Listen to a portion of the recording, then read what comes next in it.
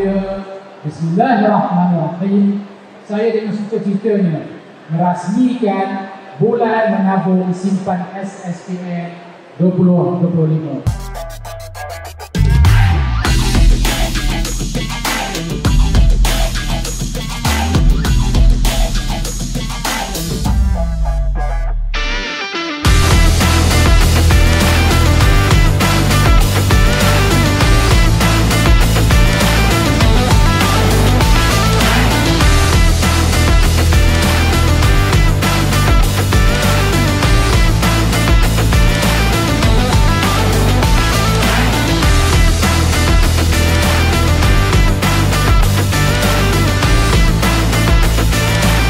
BMS 2025 kembali lagi. Hari ini adalah hari kedua BMS 2025.